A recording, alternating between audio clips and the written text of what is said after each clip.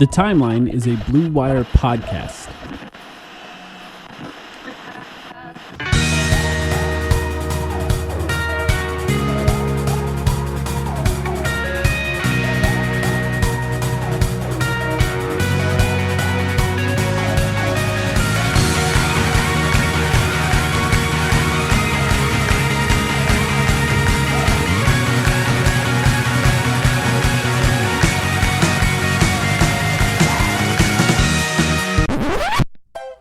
Now the story about an NBA team that lost everything and the one thing that had no choice but to make them all better. It's internal development. Welcome to the Timeline of Phoenix Suns podcast. We are back. My name is Mike, here with Sam. Sam, it's time for internal development. How you feeling? He's back. The king is back. We're back after like 2 weeks. I am thrilled to be here. Mike, I hope you are feeling much better. I am. My understanding is that you had a pretty rough week, if you want to tell the people about that. That's why we didn't record an episode last week. I won't share details, but I will say I feel like I lost a week of my life. I was sick the entire week. I had a fever dream where the Suns signed Cam Johnson to their last roster spot somehow.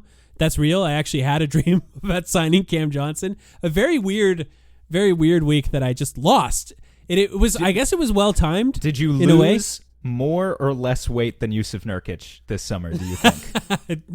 I'm guessing less, just because it's stretched out over a 7-foot frame for him, so it's a little bit different. But yeah, I feel better now. It was well timed. Admittedly, this is the time of year where we do this kind of thing, where we talk about internal development. It's a unique year to do it in because there's not a lot of young players on this team to talk about, but there's still internal development to be had. For those who don't know what this segment is and what we're talking about, it's a podcast segment that we've done now. What is this? 4 years? 5 years? Counting, Sam? I want to say 4. 4 years. Once upon a time was, the original internal development was post finals run. So what was that? I think it was 4 years ago. And when we had DeAndre Ayton and Mikal Bridges and Cam Johnson and those types of players on the team, it was easy to turn this into one episode per player, 80, sometimes 100 minutes on each guy. Because when they're on rookie contracts, like there's just so much untapped potential. It's going to be a little bit different this time around because obviously we're talking about, some really, really good players, but players who are known quantities who are all in the prime of their career. So I think we're going to be talking about less so like, not major things that they can add to their games, but kind of like stylistically small changes that can be made. So that's the sort of stuff we're going to be getting into today. But yeah, we have a ton of guys who are returning. We're not going to get to all of them in just the next hour or so on this main feed episode. So I think we might split this up into 2 episodes this week or do an extra Patreon episode on some of the guys. But we're going to cover as much as we possibly can about the starters today, at least, and just all of the guys in general who are returning, because there is a decent amount of continuity from year to year for this team right now, and a decent amount of guys who played big roles last year that we anticipate playing big roles again. The idea of the internal development series, what we've done in the past, this time it'll be starters here on the main feed. We'll do the bench on the Patreon feed later, the players that are returning on the bench. Is we all know that there are multiple ways for teams to improve in the offseason. One of the most obvious and also one of the most exciting ways for a team to improve is additions, adding players to the team, adding people like Tyus Jones. We've spent a lot of hours on this podcast talking about what the addition of a point guard will mean. It's not the only way to improve as a team. Mason Plumlee, for example, another guy. It's not the only way. Another way is the 2 words that I think were used a lot post-finals, and that's where this series was born: continuity and internal development. How can the players on the team develop in order to make the team overall better going forward? And that's what these are. Of course, it's a reference to a TV show at the time, Arrested Development, which was already old. And now, the further and further we get from the inception of this segment, I'm sure Arrested Development to a lot of people is just like a whisper, a memory, long in the distance, something that doesn't even exist in most people's minds anymore. I don't think most people think about it day to day like the Roman Empire or anything, but like it's still a well-known show. People know Arrested Development. I don't think we have to worry about that unless we have some like really young listeners of the show, which I suppose is possible. But for the most part, I think it's a not a deep cut. Exactly, Mike. There are 3 main questions that we think about when we dive into each player, and this is why it could take a long time if we do individual players. We're going to do 4 in this episode. Who are they? That's the main question. Define who they are last season. I think that's the most important part when talking about this team going forward. Who they were last season. The second question, how can they develop? What is the internal development for this player? Individual skills, individual play styles, types of movement, types of play that each of these players can develop. Developing their bodies, developing their minds, their spirits, their auras. We're talking spirituality on this episode. Anything that helps these guys get the tiniest advantage, we're open to it. And the last thing is, how confident are we in their ability to make those changes, to make those developments? Because I think it's easy to say something like, Bradley Beal needs to turn into prime Ray Allen or something like that. Sure. Yeah, but how confident are we in that? So we need to be realistic in our ideas for development and then try to identify where our confidence lies when talking about that type of development. So we'll dive into it today. There are 4 players that we want to talk about when having this conversation. 4 starters who are returning. We know Tyus Jones is starting because his agent told us that the moment he signed on the Suns. So that's one player that is not internal. That's external development as far as we're concerned. The rest of the 4 starters are who we think they are. The big 3, Devin Booker, Kevin Durant, Bradley Beal, and then lastly, Jusuf Nurkic. We're going to dive into each one of those players right now and talk about who they are, how they can develop, and how confident we are in that development. I will let you choose where we start this conversation, Sam. I am prepared to talk about any one of these 4 guys. Where do you want to start? Well, I feel like it's in kind of a classic fashion to go with the worst guy first. Okay. Right? And am I wrong? So Bradley Beal. No. I was I'm just kidding. I'm sorry. You set me up. No, I mean, I feel like we should go Nurkic first, right? Okay. And then we work our way up to the better guys. Am I wrong in that? Or does that feel good to you? Yeah. I mean, do we want people to listen to the end of the podcast? Is that what you're thinking? Yeah, I think that's fair. Yeah, I don't know. Start. All 4 of these guys, have things that they could improve in their game. So I hope people listen the whole way through. But yeah, I think Nurk is a sensible place to start. I think also we have to watch ourselves, because we could probably spend 40 minutes talking about just Jusuf Nurkic if we don't catch ourselves here. So it's true. There's a lot of stuff when it comes We've spent to Jusuf a lot. Nurkic that honestly, Jusuf Nurkic might be a player we've talked about more than anyone else in this offseason. I think it shows the importance of that specific position for the Suns going forward. And traditionally, what I've done and what you have done, I think we approach this in a very similar way as far as how we view these players through these segments in this first question, which is who are they? Who were they last season?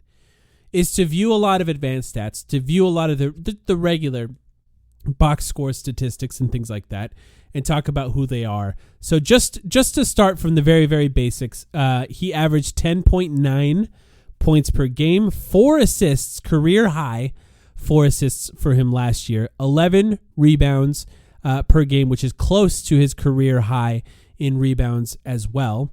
And then from the field, he shot 51% from the field, which includes 0 shots from 3, essentially. I mean, there were less than 1 a game.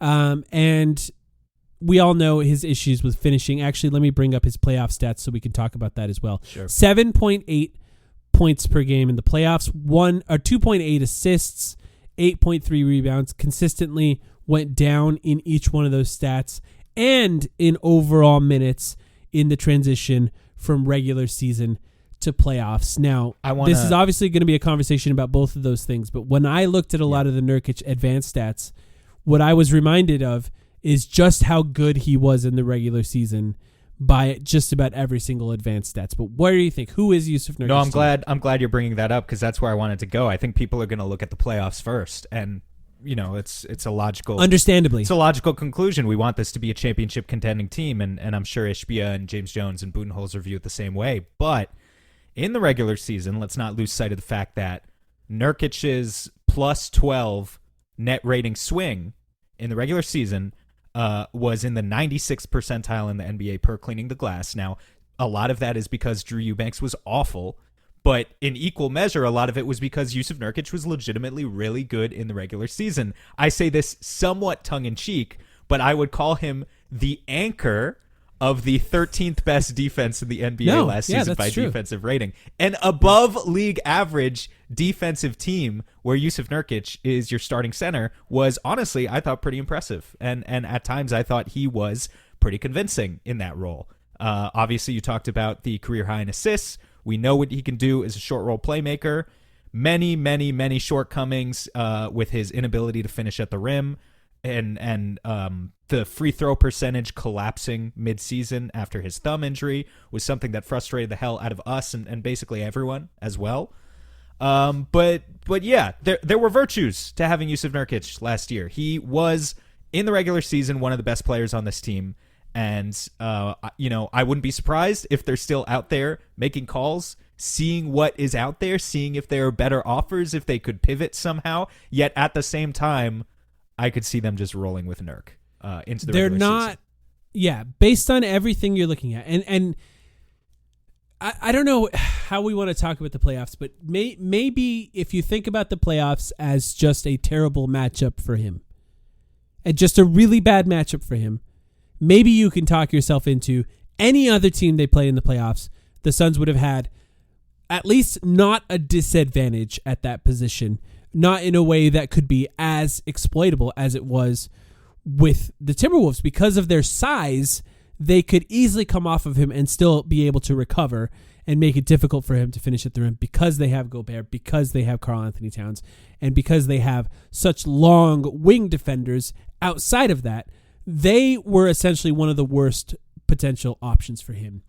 But when you dig into specifically the on-off stats or any of these sort of catch-all advanced stat metrics, which we can talk about within the context of how we feel about them as well. But based on every single one of those statistics, he was a positive on the floor defensively by a massive amount defensively, but also offensively for the entire season. And this is including with him being one of the worst finishing big men in the league last year, because his offense on a team that did not have a point guard was really necessary in order to keep the ball moving, was really necessary in order to maximize a player we're going to talk about later, Devin Booker, and how good he could be off the ball, or how good Kevin Durant or even Bradley Beal can be off the ball. And you need people who are good on the ball to allow those players to be great off the ball. And I think just important to note, though, as especially when we look at those on-off numbers, like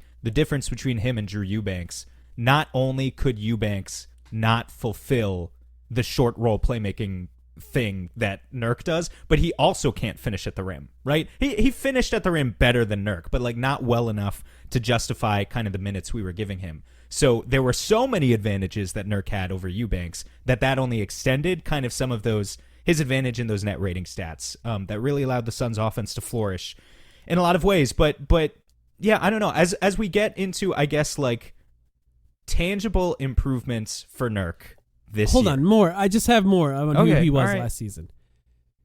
There is a stat. Basketball Reference is my chosen advanced stat website. Or, I'm sorry, Basketball Index is my chosen advanced stat website. They have a stat called D LeBron. So their overall catch-all stat is called LeBron. It's a abbreviation for a long version of an advanced stat.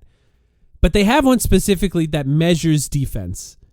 Do you know where Yusuf Nurkic ranked last year in the entire NBA in that stat? No. 10th. 10th overall. So to me, when I look at something like that, that's an indication that the stat is wrong more. Of course, more than, it's not that the methodology is wrong. It's not a perfect stat, right? It's not supposed to tell you this is the 10th best defender in the NBA last year. But what it does do is it uses tracking at the rim. It uses on-off metrics. It uses overall defense for the team when he's on the floor based on the opponent. And it tracks all that together.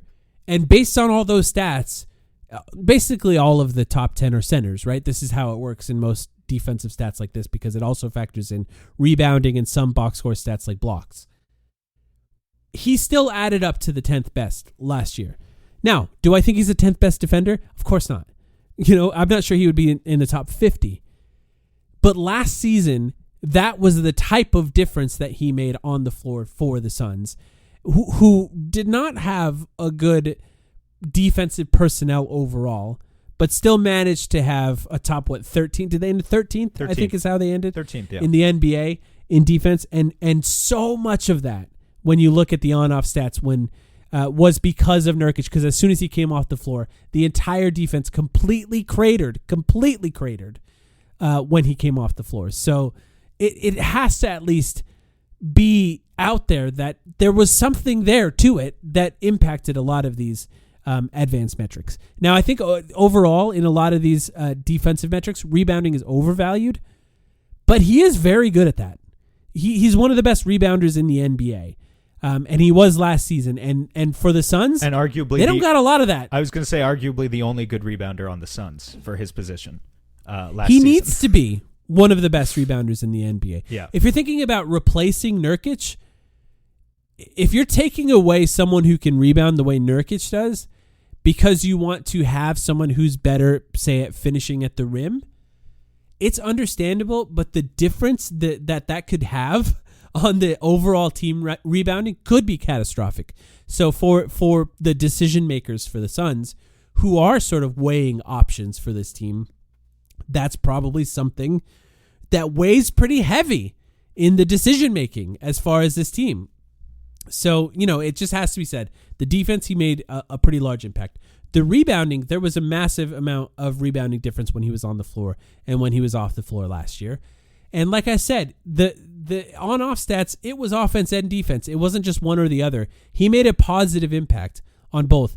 Now, when we're talking about before we get to how he could improve, just quickly on the playoffs, what do you think stood out in the playoffs about his inability to be impactful under those specific circumstances, under those lights, if you will? Yeah, I mean, you could call it a bad matchup or whatever, but the truth is, there's a lot of bad matchups for Nurk in the playoffs, and I think that's sort of what they're hoping to address this offseason as we start to talk about, the ways in which he's trying to improve right now, that I think we've gotten, physical proof of already, that some of the pictures he's taken. I'm not talking about him shooting threes in an empty gym. I'm talking about him, losing weight and stuff, because it's conditioning and his ability to stay on the floor, and not just stay on the floor, but stay on the floor defensively in a consistently engaged way where he can play in multiple defensive schemes. That's always been the problem for Nurk. It's going to continue to be the problem for Nurk. I think that's the big thing they're talking in his ear about and trying to get him up to speed on right now. But yeah, that's basically his downfall in the playoffs, right? Just not a versatile. It's a player who is pretty good defensively, who is a really great rebounder. The two most important things when you're a center, honestly. But he can't shoot, he can't finish, and he can't hit free throws. And in the right matchup, there are teams that can exploit that. Not every team can. And that's why the Suns were good when he was on the floor last year, because they have so much high gravity offensive players around him. I'm not going to say the offense was great, because there's a lot that needs to improve offensively for this team for me to believe in it next year.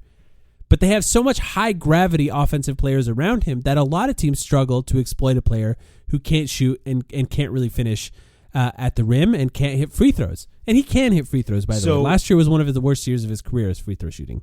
I know we're getting into the next segment now, but I'm trying to push us forward because there's so many things he can improve on that I think this could take us a while.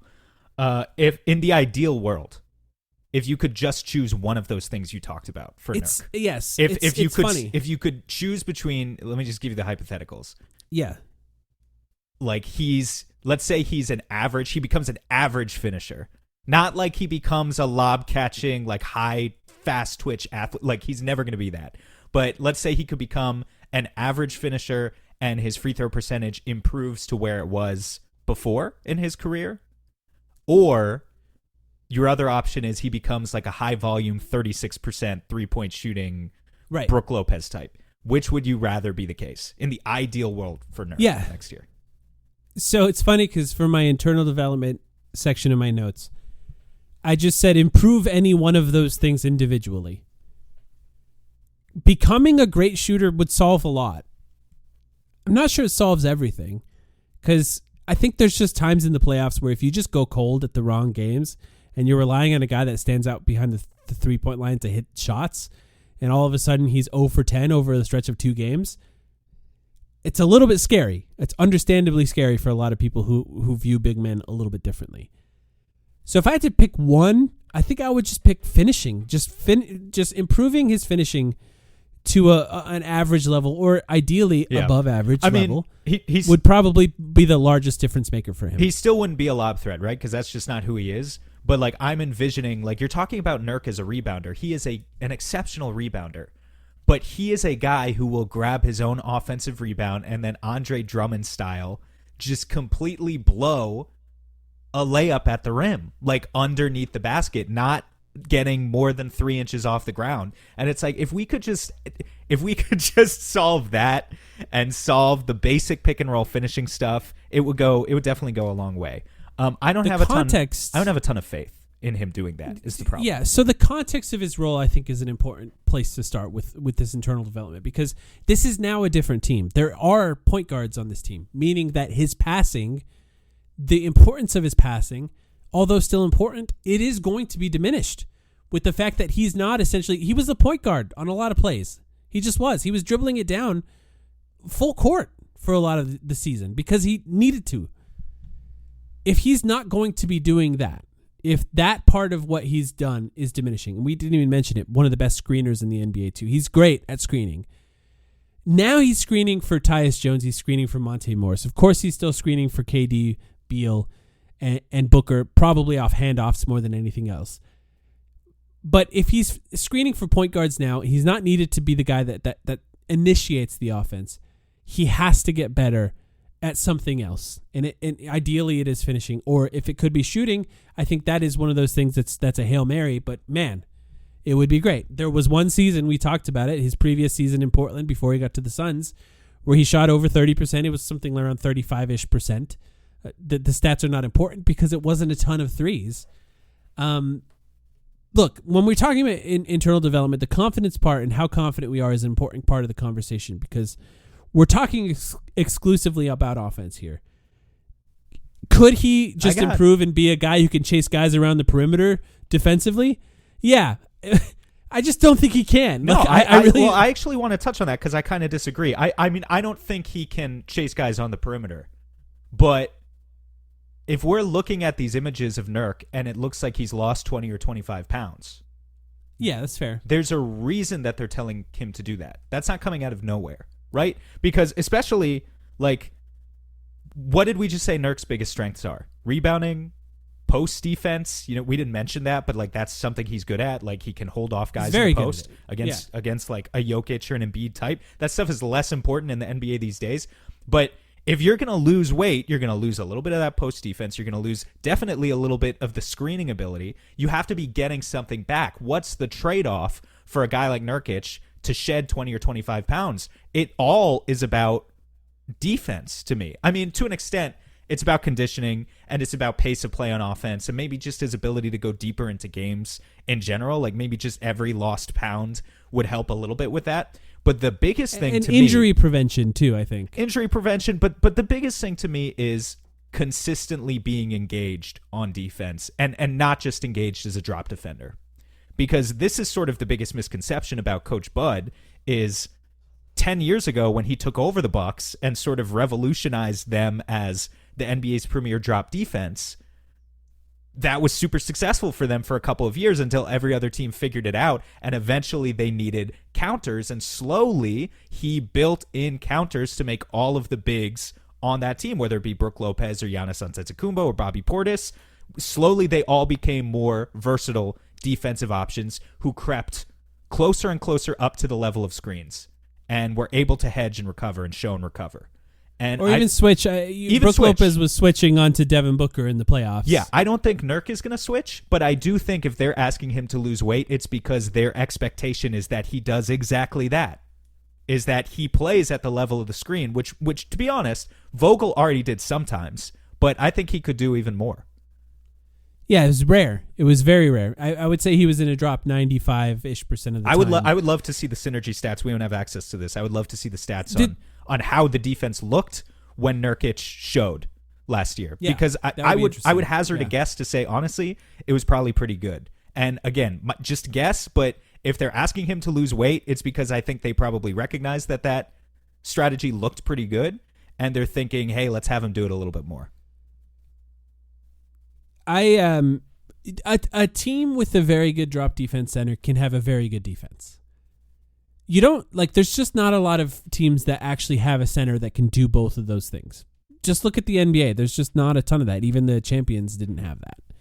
You just don't really have that. It's not a common thing for a player to be able to be a great drop defense center and also be really great at switching out on the perimeter.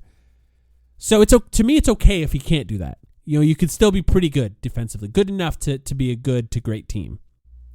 If he was capable of finding ways to be more aggressive defensively, play higher, play with more force, maybe even occasionally switch and be trusted depending on the size and speed of the guys, that's cool. But there have been foul trouble issues with him in the past, and that's, I think, where I would worry about players taking advantage of that just to get him out of the game. And we've seen how important it is to keep him in the game.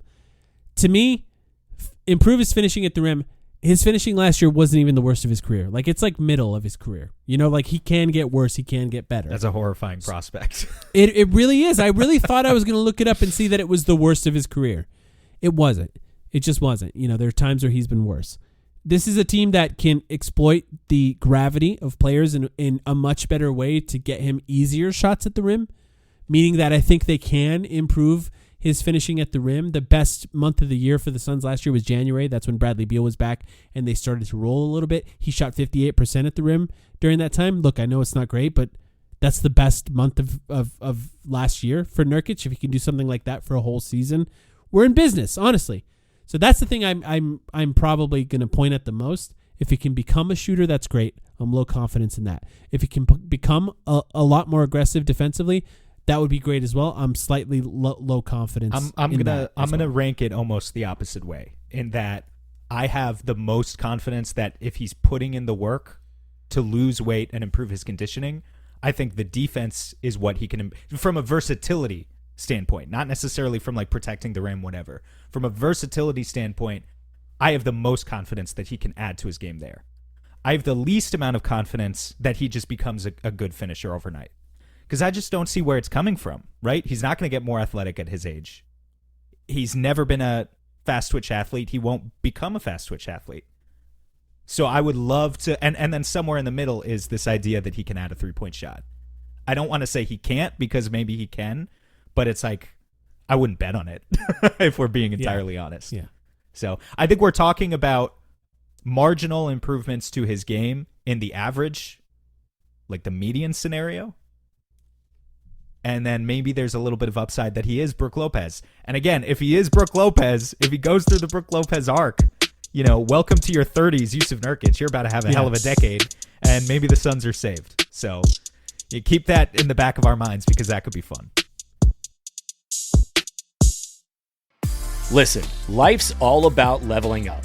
Whether you're handling business on the field or kicking it in your zone, you like to celebrate with cigars that match the moment. That's why you should link up with Famous Cigars to bring you a wild deal. Right now, you can grab 8 premium cigars for just $8. You heard that right. 8 top-rated cigars at $1 a stick. Top quality brands like Oliva, Romeo y Julieta, and Davidoff. Hand-picked just for you and worth over $80. Hit up famouscigars.com/cam and lock in this exclusive deal. While you're there, check out their insane selection of premium cigars, all shipped fresh and fast from their massive 20,000 square foot humidor.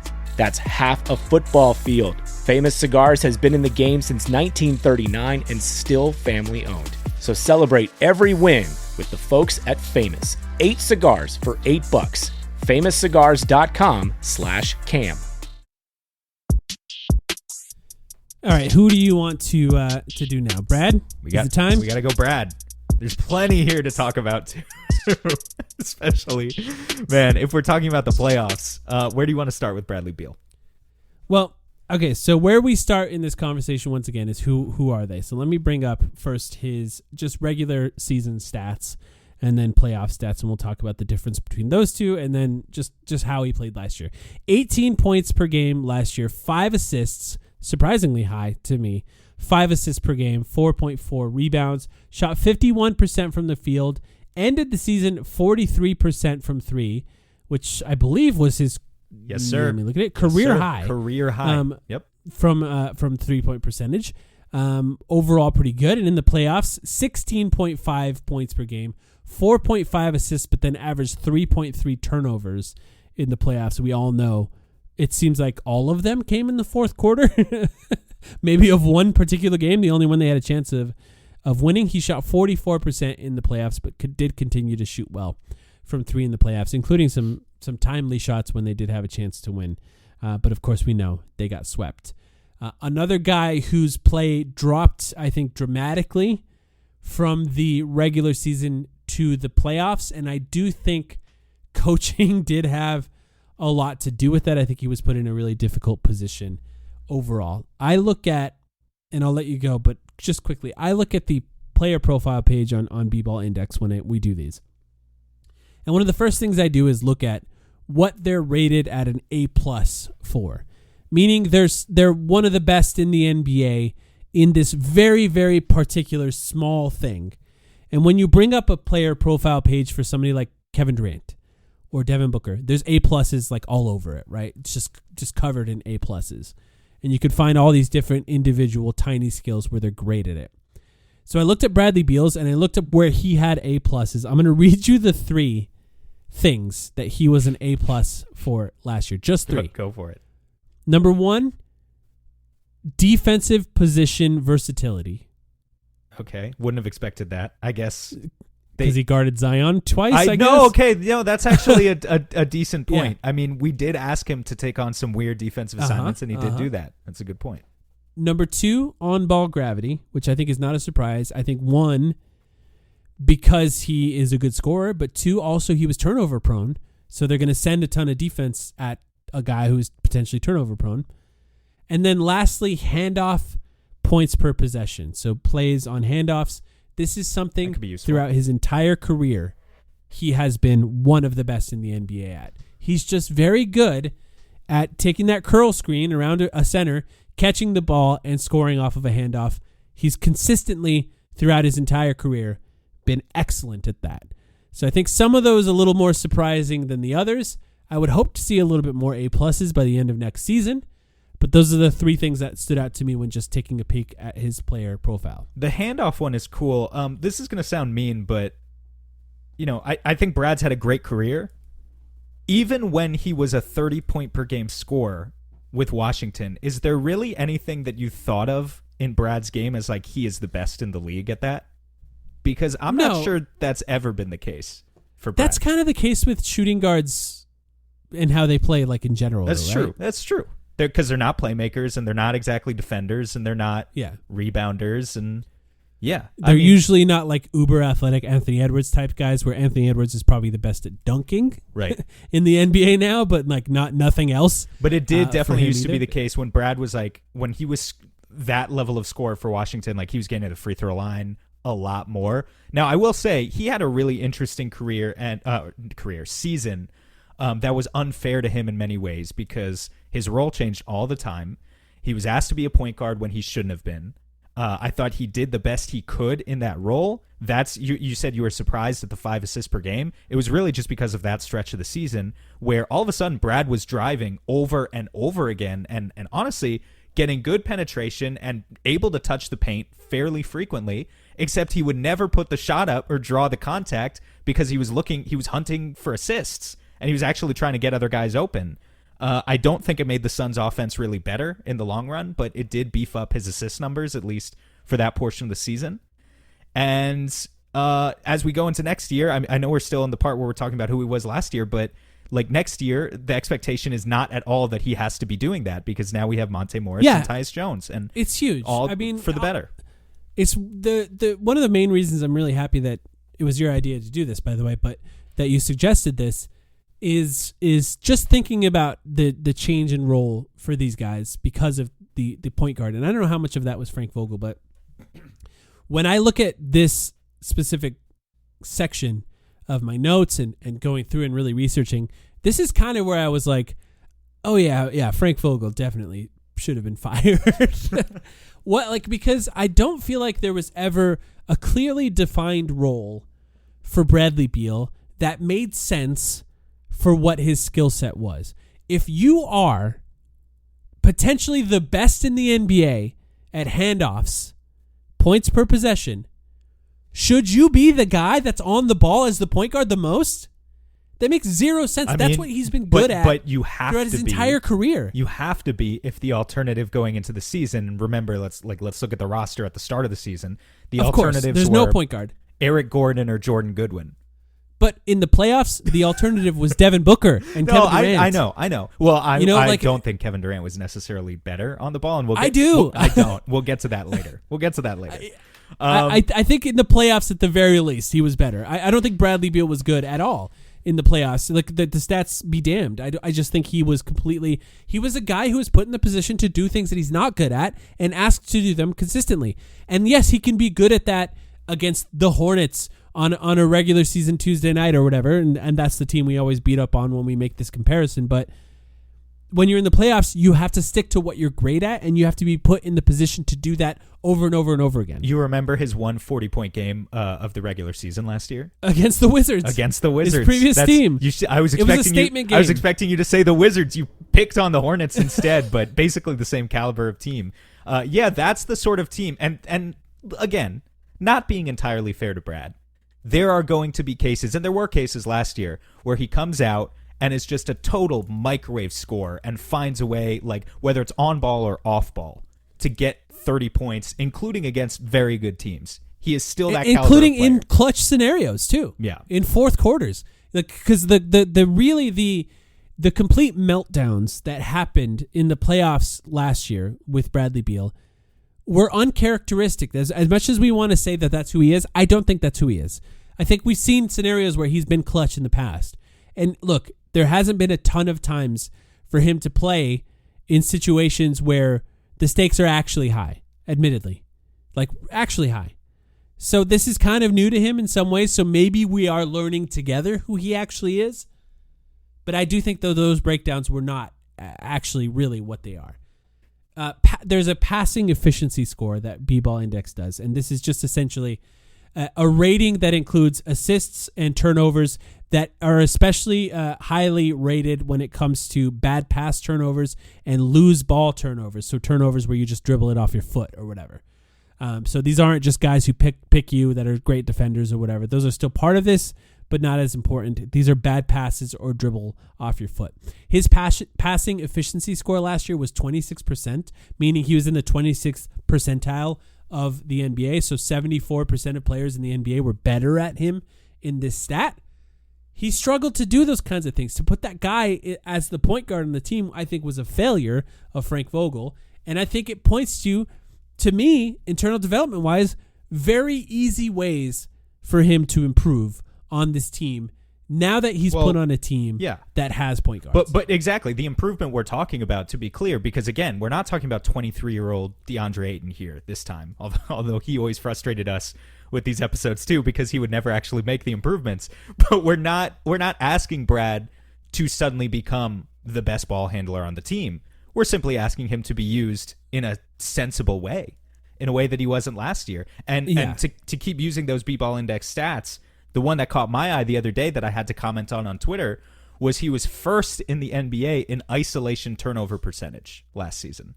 The most common guy in the league where when he had an isolation play would turn the ball over. Yeah. Ahead of Russell Westbrook, Russell Westbrook ahead of Kevin Durant. No, I'm sorry. Well, again, we're going to talk about this with KD too. Turnovers we know that this team struggled with turnovers last year, so we're going to talk about it a lot. But it's like, if you're worse than Russell Westbrook at ISO turnovers, yes, of course you shouldn't have been the point guard of the team, but also we've got a real issue. And clearly that should not be his role this season. And now we get to see him in more of a second side attack role, where he gets to, have other guys kind of create some of the penetration, some of the space first, and then maybe kick it out to him on the wing, and he'll be able to attack the gaps. But clearly the isolation role, also just 33rd percentile as a scorer in isolation last year. He scored 0.83 points per possession. That's the equivalent of 41%, 42% from the field. Just not good numbers in isolation for Bradley Beal. That cannot be his role. It can't be. And I think it's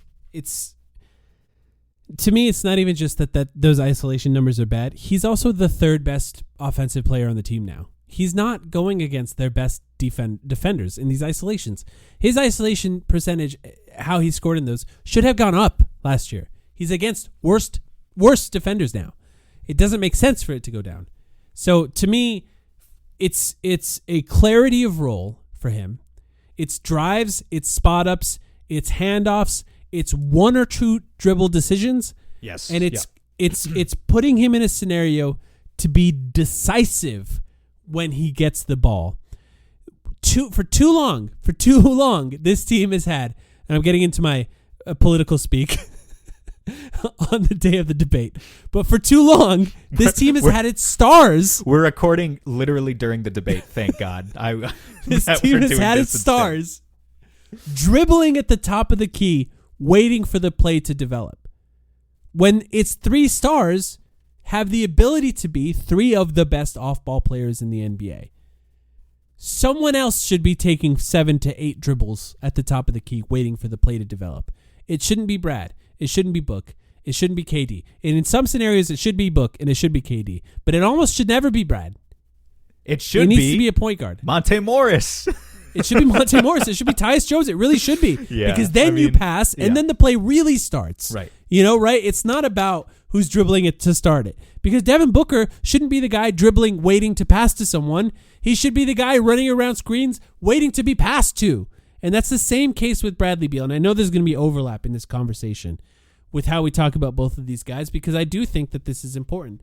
But for Brad, I think this is, the player that could make the biggest, to switch over to the confidence part of this conversation, that to me could make the biggest changes that I'm the most confident in, because I think the team, the additive elements of this team are putting him in position to have the easiest transition to be better. Not only that, I do think that he was asked to make the largest changes from year over year of any player on the team.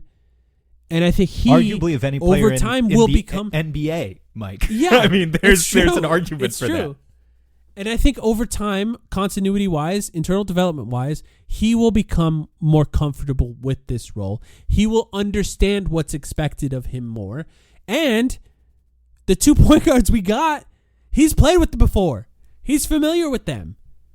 They put him in position to be successful. So I really do think that we're in a scenario here where it could be a good situation for Bradley Beal to improve the things that I talked about: his decisiveness, his drives, his spot ups, his decision making with 1 or 2 dribbles, and increasing his overall handoffs to be more effective within his role. Also bears repeating again, career high 3-point percentage last year. He shot 44 on catch and shoots. That's great. He shot 39 on pull-ups.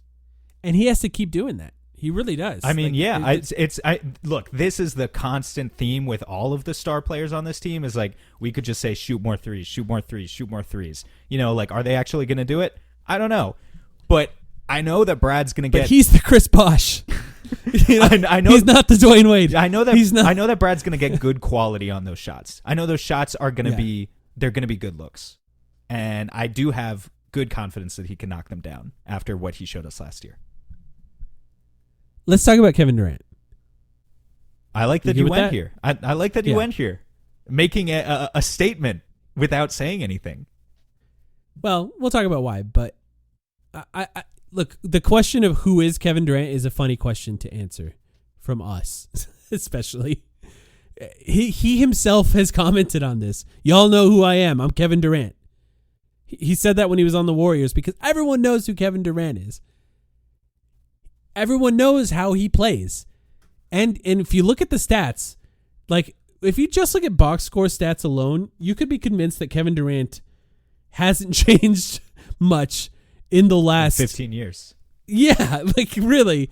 I mean, he's just kind of the same player that he's been for a very long time. Last year, averaged 27 points per game for the whole season, 5 assists, 6.6 rebounds, and of course, because he's Kevin Durant, shot 52% from the field and 41% from three. An unbelievably efficient season, which is the story of the late stage of Kevin Durant's career. He can be insanely efficient still as a player in the playoffs. We should look that up as well. 26.8 points per game, 3.3 assists, so a dramatic decrease in assists, 6.5 rebounds, shot 55% from the field and 41% from three. Continued to be uber efficient as a player overall in the playoffs. And we know what he likes to do, right? This is a man who the isolation scoring for him, well, we can talk about that, how it changed year over year. It didn't get better, but he's still a very good isolation scorer. We know where he likes the ball, mid-post, off-screen from mid-range. One of the best catch-and-shoot three-point shooters you can have on a team. How much he likes doing that remains to be seen because he's talked a lot about how he wants his team to change, and I'm curious to see how much it actually does change as far as his individual play style. But loves to shoot mid-range shots. I think if we're talking about who he is, he struggled with turnovers last year. The overall turnover percentage or average turnovers per game is not that different than previous years in his career. But I think the types of turnovers were particularly bad. I got a number on that. I got a number on that. But I'll give him some props first before we go into anything negative. Just that he continues to be one of the premier scorers in the history of the league. Can score from anywhere. Is efficient from every spot on the floor. Whether he is isolating or spotting up or running off a screen, or it doesn't really matter. Like, he's still Kevin Durant. He's about to be 36 years old, and he's still Kevin Durant. And you can still, in many, many ways, build your offense around him. I do think, though, that there are wrong ways to build your offense around Kevin Durant, insofar as you can be good but not great if you play Kevin Durant. If you box him into a certain corner, or maybe the more proper way to say it is if you let him box you from a coaching standpoint into a corner, then your offense might have a ceiling. But if you get everything out of Kevin Durant that he's capable of, then he's still one of the greatest players in the NBA. And there's no doubt in my mind that you can build a championship team out of him. It's just not like inevitable, Yeah. What when it comes to turnovers? I'm curious what your stat is for that. 94 lost ball turnovers last year. Those are the dribble off your foot types, or just, getting stripped. That is his most since, do you want to guess?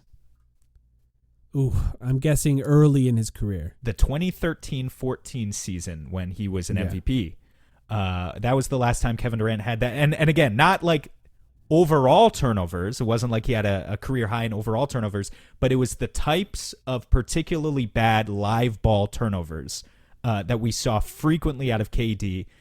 And I just like double the amount of those types of turnovers that you would have seen compared to a few years prior when he was on the Warriors, right? And when he had a very different role on the Warriors in their motion offense, an offense that maybe he hated. We don't know, or people debate at least. It's the most effective offense in the history of the NBA, though. Yeah, you know what I mean. So, you can point at whatever you want to point at for modern offenses. It's different. That was the most effective one that we've ever seen. Yeah. So when we talk about how can KD improve, he's 36. He's not going to become more athletic. I don't think he's going to change his shot profile. I would love for him to take more threes. Maybe he takes like one more a game, but let's be honest, it's not going to be a dramatic increase.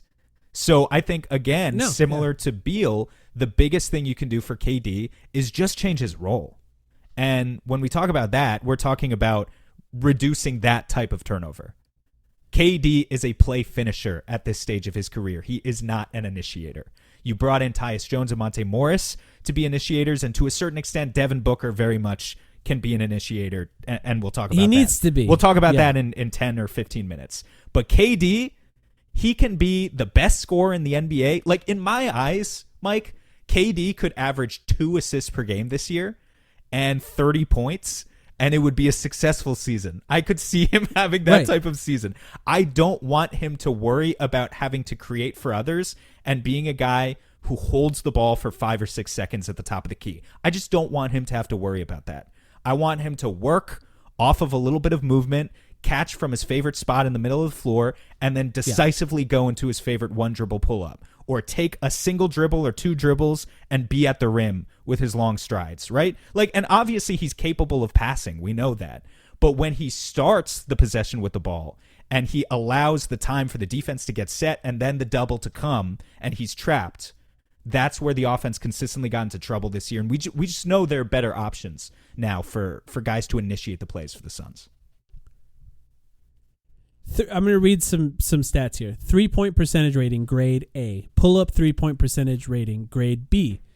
Catch and shoot percentage for 3-pointers, grade A. Above the break 3-pointers, grade A-. Corner 3-pointers, grade A. Openness rating on 3-point shots, F. F. He's insane, man. I mean, it's fucking... You know what's so ironic about it? Is he is the Curry of this team. Yeah. He's the Curry of this team. At least in the way he doesn't take a ton of threes. Well, it's different. The gravity is different, yeah. Right? But like, I'm saying that's how much gravity he has, and you shouldn't actually have to worry about his playmaking in the same way that Curry is not the main playmaker for those Warriors teams. Draymond was. The openness rating and the number of how good his 3-point shooting is important in the context of it shows how great he is, but it also shows that the Suns did a bad job of getting him open and easy shots. And sometimes it's an unwillingness to take those, or he doesn't want to be the guy standing off the ball to take those easy shots. I don't know, maybe or maybe not. We've never actually heard from him as far as that goes. He talked about how much he disliked the amount of movement and the lack of movement on the team last year. Yeah. His movement, there's a whole movement rating here. They do all this. They track all of this. And B-Ball Index uses synergy tracking to track this. His movement attack rate was the worst in the NBA. 0 percentile. This is the percentage of half-court, non-miscellaneous, and putback possessions a player derived from off-screen possessions and cuts. He doesn't move off the ball very much at all. His overall movement distance rating, D, meaning he's, in the bottom percentile of the league as far as moving off the ball. His movement speed rating, F. Movement points per 75 possessions, though, B+, meaning when he does move off the ball, they score a lot. Now, he talked about the importance of moving off the ball, not just standing in the corner. If this becomes something that they do, because if you go back to 2018, the last time you won a championship, right, and you look at the movement ratings that season, guess what? Pretty high. A lot different than what I just read. He moved a lot more off the ball on that team. If that's something they work into this, because of his gravity, because of what you talked about, his Steph Curry-ness, right? The fact that players have to flock to him to even have a chance of stopping something that he's about to do on the ball, it makes everyone's life easier without even touching the ball. Mm-hmm. But you have to be willing to do that without touching the ball. It's way harder to guard than just him settling into a 16-foot post-up, and then he catches the ball and the double's already there. Like it's way harder for the defense to react to. Go ahead. You can take last season for Kevin Durant, what he did last season, and plop it into next season for the Suns. And as long as everyone else gets better around him, he could do exactly the same thing, and the Suns could be really, really good. Because he was still really good. But if you can find a way to reduce the amount of turnovers that he had by, in some ways, taking the ball out of his hands, trying to make his shots easier, increase the amount of easy shots, increase his willingness to take those easy shots. Maybe increase the 3-point attempt rate. I know it's a conversation nobody likes to have when it comes to Kevin Durant, but maybe increase that. Then I think you're really cooking with gas at that point. What's funny is like I don't think we should be reducing his touches at all. I think he should still get a ton of touches. I just want them to be decisive touches. It's the same. It's the same conversation with him and Bradley Beal in some rate. It's just that Kevin Durant's a much better player. In some ways, he's just a much better player. One of the stats I look at is touch time. So not like pure volume of touches, but how much are you actually holding the ball when you get it? And I recognize, like, in many ways, that's like a Montyism. Like, I'm not asking for KD to be like a 0.5 seconds or less. You know, he's not a role player. The idea isn't that he becomes a role player. But his touch time was 3.5 seconds, average touch time, that is, last season. That's not bad, but I think we could get it down. I think we could maybe get that down from 3.5 down to closer to 3 seconds and just be a little bit more decisive every time he touches the ball and not worry so much about settling for isolation plays. Just to give some comparable players so that you know that that's not like an impossible goal. Joel Embiid is at 2.7 seconds in that stat. Pascal Siakam is at 2.7 seconds. Anthony Davis is at 2.3 seconds. Oftentimes these are like big men or finishers, but that's kind of how I view KD at this stage of his career. He is a power forward finisher. That's what he is. That's how you should be using him in the offense. And I mean, I agree. I do think if he just dribbles the ball off of his leg a little bit less, right, loses the ball when he's handling the ball less, then of course you can just give him the ball more because he's still good and decisive when he has those scenarios. And he can be a great passer. He makes some great passes and pick and rolls to guys who are rolling to the rim.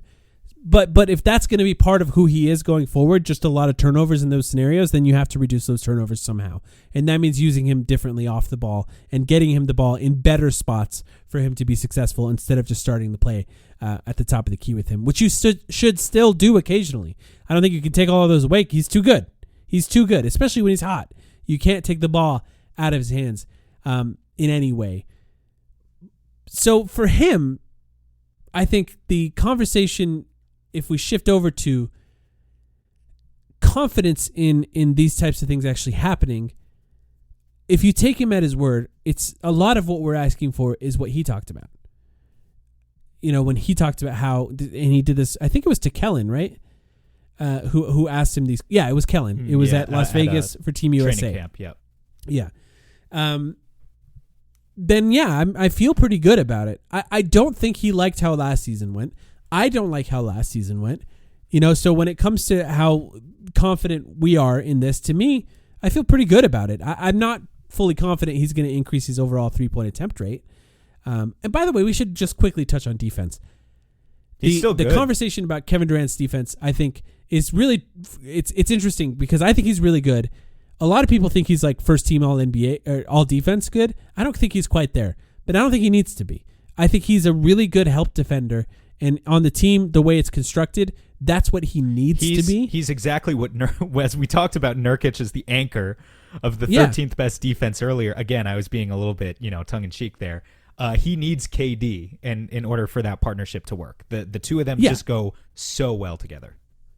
And as long as he continues to play defense like that, I think he'll be fine. I do have some questions about, so I think KD didn't like Vogel. Obviously he played nice about it. He never said anything about it.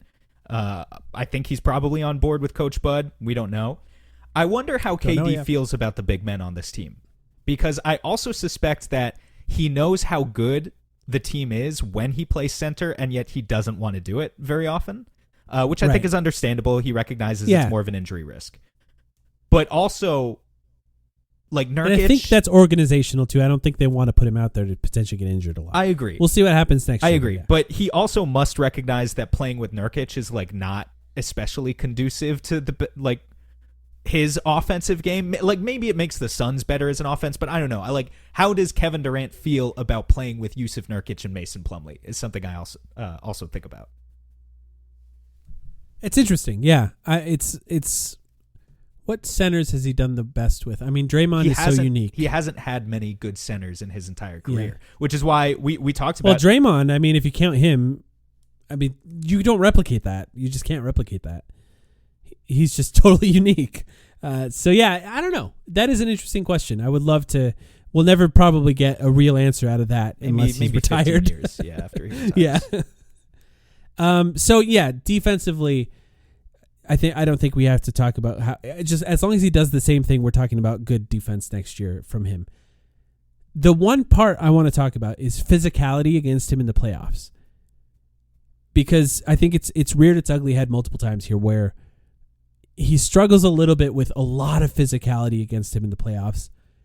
But I just didn't know how to talk about it when in this conversation, because he's still doing pretty well as far as being an efficient scorer. I think it messes up, if anything, the team offense a little bit more than it hurts him individually. But I just don't know that there's a solution to that.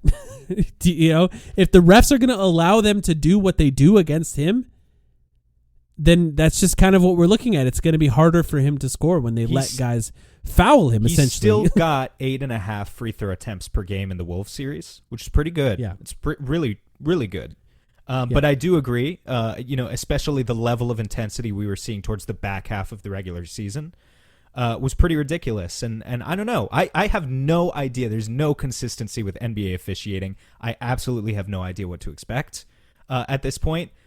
If we're asking KD to be more physical, I think maybe it's a little bit unreasonable at his age. No, all we can do, and I think we will see this, we haven't really talked about it so far in the episode, but knowing Bud and what his rotations tend to be and how he likes to use a deep bench, Kevin Durant played 37 minutes per game last year under Frank Vogel. There's no way he does that in a healthy season under Bud.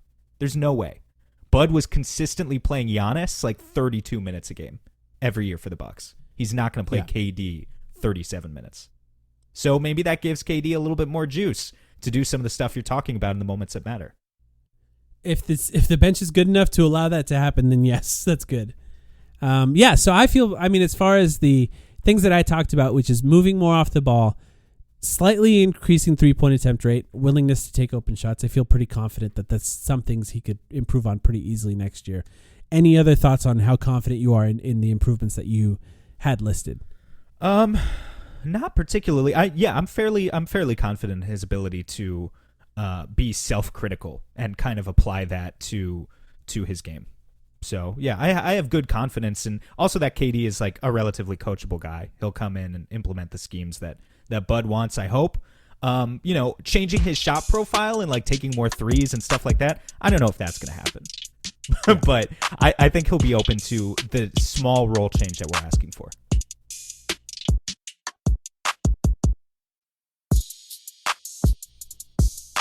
Time for Devin Booker. Do you think people who listen to this podcast know who he is? Yeah, I think so. This is the start of season 10, if you can believe it. Yeah. That makes me feel fucking old, honestly. We are talking about a guy at like the prime of his career here, right? I really enjoyed looking at these stats for him. And there's a reason we put him last. And for one, it's because, look, Devin Booker is the Phoenix Suns at this point. We all know what it is. Kevin Durant's still one of the best players in the NBA, but the Suns drafted him. He's been here. He's going into his 10th season. But also the stats are pretty amazing. To look at a lot of these impact stats and where he stood with them, I thought was pretty fascinating to look at.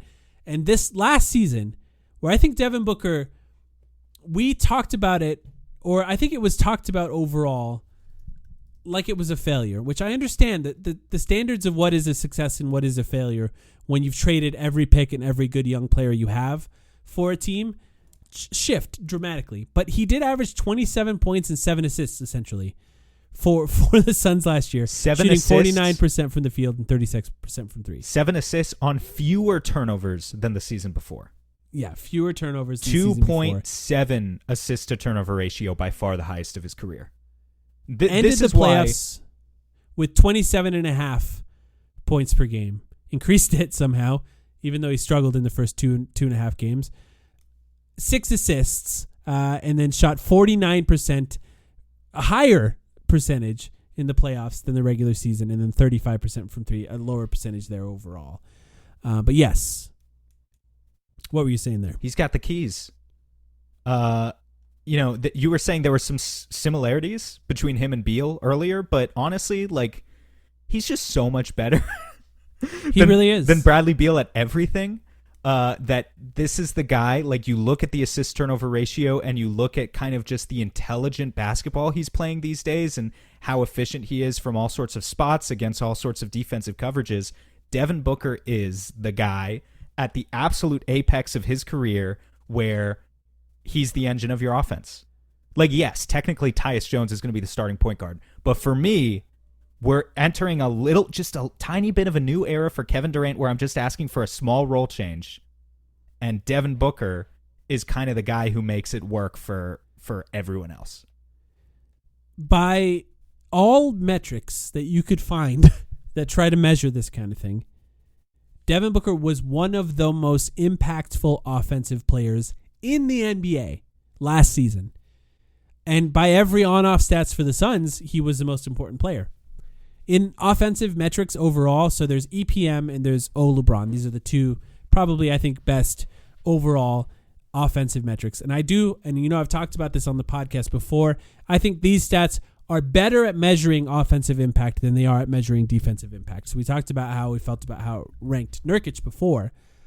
But offensive impact, EPM, for just the offensive EPM, Devin Booker was 9th in the NBA overall in offensive EPM between Steph Curry and LeBron James last season. Wow. Kevin Durant was 25th. Those guys were 8th and 10th? That's also crazy. Yeah, I mean, they were really important for their teams, I think. And that's part of this conversation is how important they are for their teams. Like when Steph is gone, when LeBron is gone, they're not good. And when Devin Booker's gone, the Suns were not good last year. He needed to play in order for them to be good, and he missed games that partially impact the team. LeBron, offensive LeBron, he was also 9th in the NBA, one spot ahead of Steph Curry in that stat. Durant was 23rd in that stat. Do I think Durant is the 25th or 23rd best offensive player in the NBA? No. But I think impact-wise, Devin Booker likely is where these stats say he is offensively last year because everything worked better when he was on the floor so often. This team would start a quarter, the first quarter of the game, and just shoot out ahead of a team. And then Devin Booker would sit, and things would go to shit.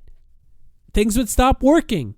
The offense had it just didn't make sense. It didn't have the guy's ability to move off the ball. It didn't have his passing on the ball. It didn't have the juice that he brought to the offense last year. And I think because last year was a disappointment overall, that this season from Devin Booker didn't really get the type of appreciation that it should have gotten. And part of that is because there's this, if you're online too much, the way we are, there's this constant war between people whose lives are dedicated to making sure that any mistake that happens on a Kevin Durant team is not Kevin Durant's fault. And they declared war on Devin Booker last year, so there was just this constant fight to defend him from people who actually did watch the games but had an agenda.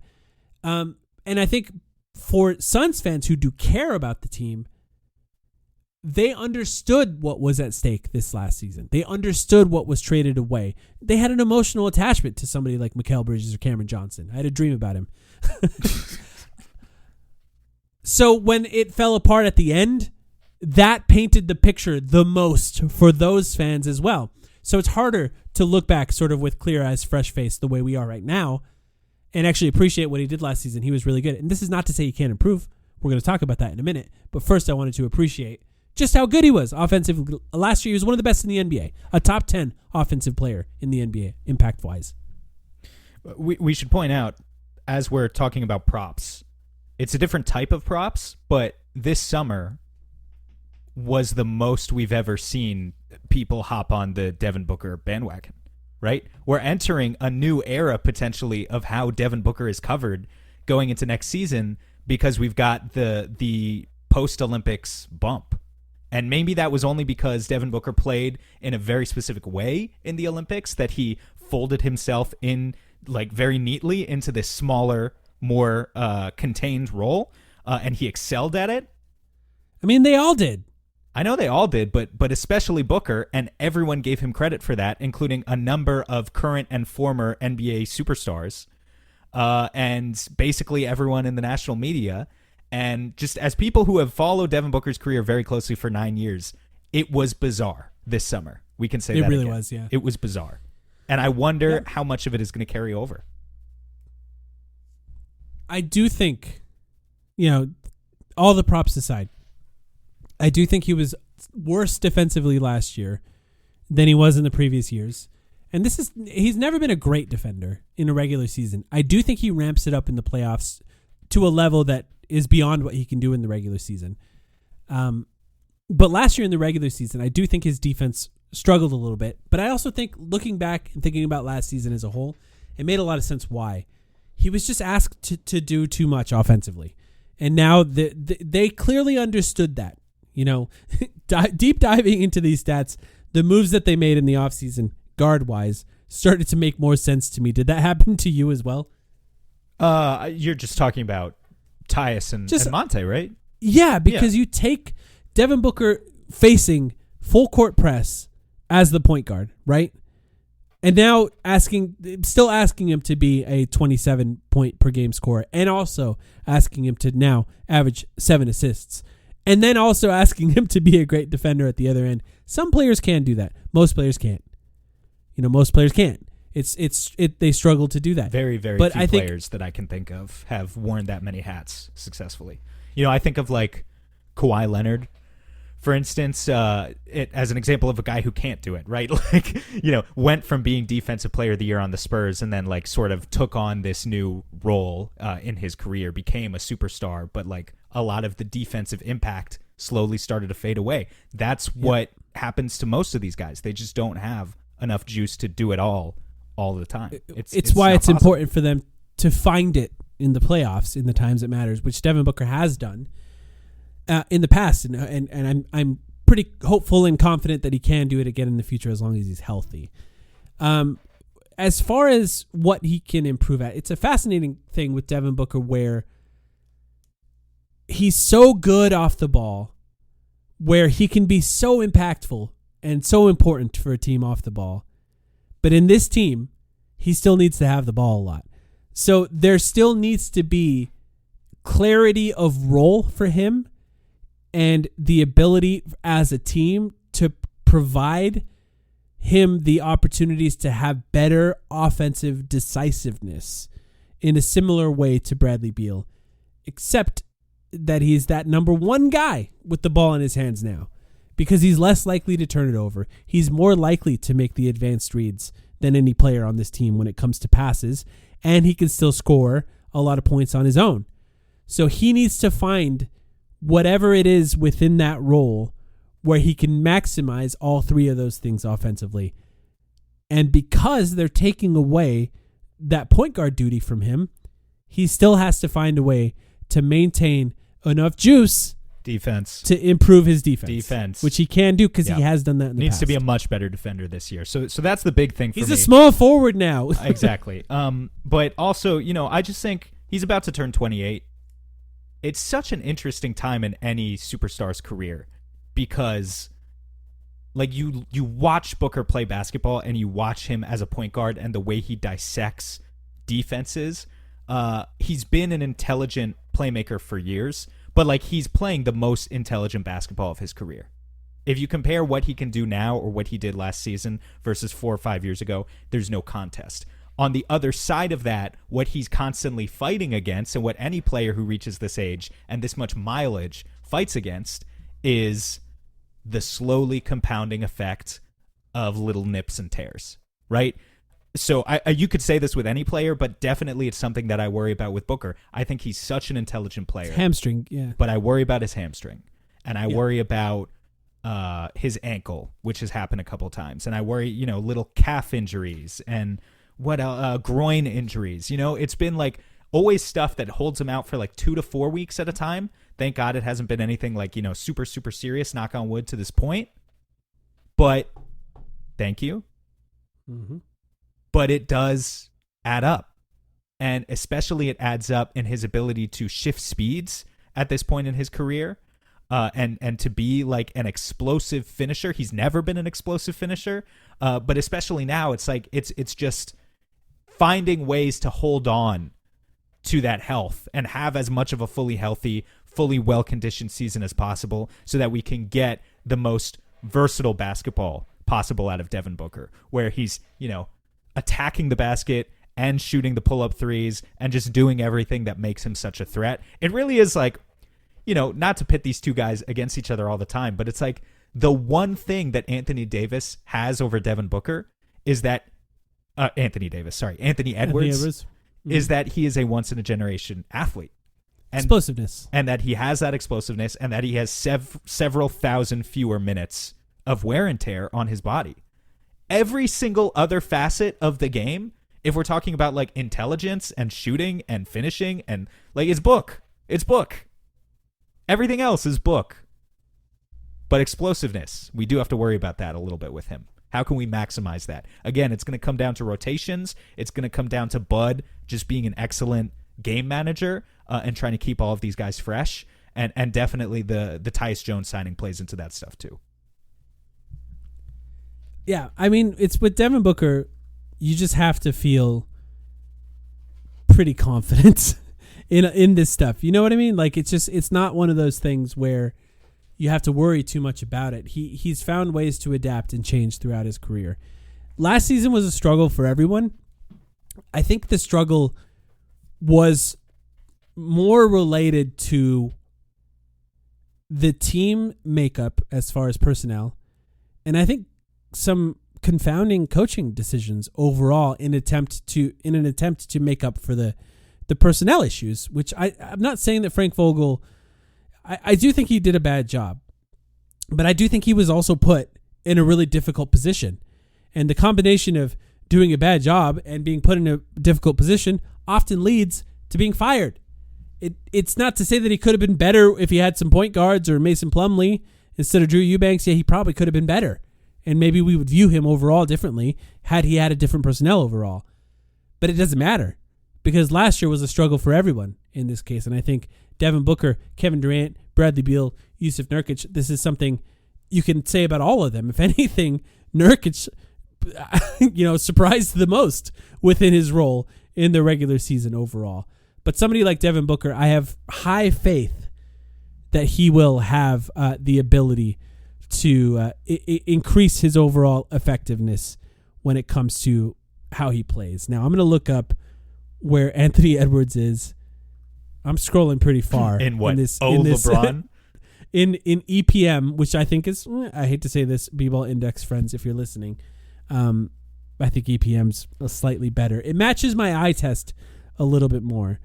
So he's just below Kristaps Porzingis and just above Anthony Davis, which puts him 1, 2, 3, 4, 5, 6, 7, 8, 9 spots below Kevin Durant, which is 34th in the NBA. Okay. Which is where, Devin Booker was not. Anthony Edwards is They're not even in the same league. Anthony Edwards is a bad pull-up shooter. Have you seen there were stats? Yeah. Like there were those viral stats recently. He's just a bad pull-up until he figures that out and becomes like an efficient shooter and not just a guy. And I hope he never does. I hope he never does too, because he's already let's be honest, he is very good. He's already really it's good. It's not that he's a bad player. And they destroyed us in the playoffs, right? So like this isn't me being salty or anything, but it's just he has some huge holes in his game and he's young. Maybe he'll figure it out. And that's Devin Booker. Anything else you want to add to that? I don't bet against Book. Do not bet against Book. He's got the work ethic. He'll be fine. I have more confidence in Book than these other three guys.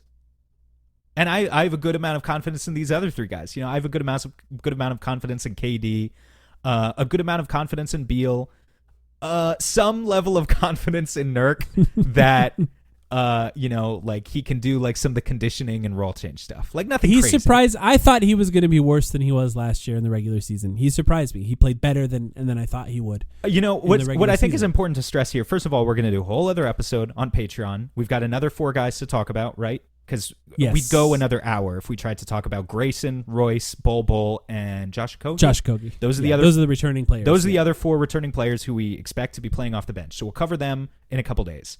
We can cover my confidence in Josh Okogie becoming a 3-point shooter at that point. Sure. I have a feeling we won't talk very long about Josh Okogie out of those 4, but we'll see. We'll get to it.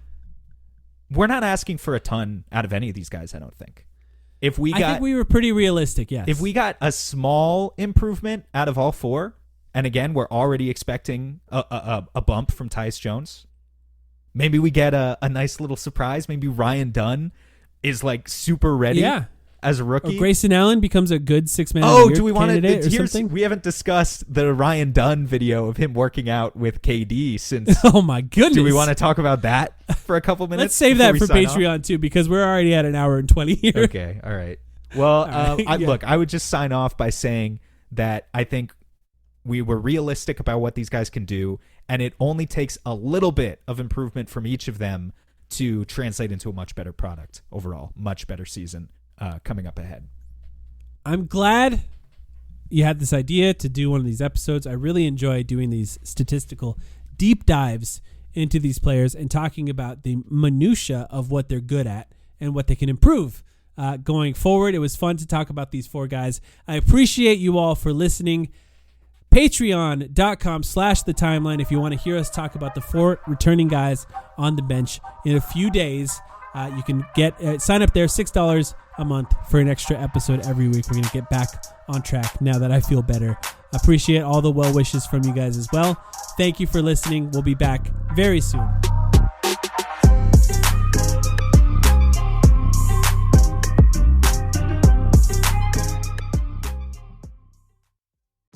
For over a century, Johnny Walker has shared its bold spirit with the game of golf. Now, crafted with Devereaux Golf, Johnny Walker introduces the Johnny Walker Blue Label-inspired Sunday Golf Bag, elevating the game with sleek design, blue label hues, and refined gold accents. Celebrate your hole-in-one with a premium Sunday bag crafted by Devereaux Golf. Submit proof of your achievement to johnnywalker.com/blue-in-1. Please drink responsibly.